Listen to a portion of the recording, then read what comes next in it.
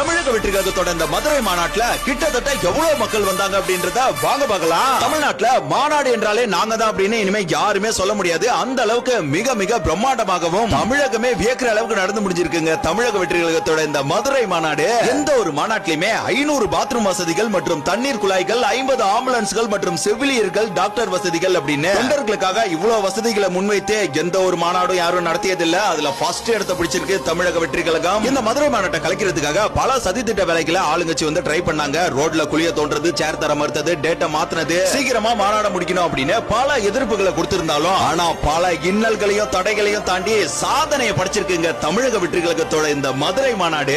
இந்த மதுரை மாநாடு வந்து தொண்டர்கள் எல்லாருக்குமே 100% சாட்டிஸ்பைடா தாங்க இருந்துச்சு. காரணம் என்னன்னா எதிர்பார்ப்பை தாண்டின கூட்டமும் தளபதியோட யதார்த்தமான ஃபயர் ஸ்பீச் இருந்தாங்க.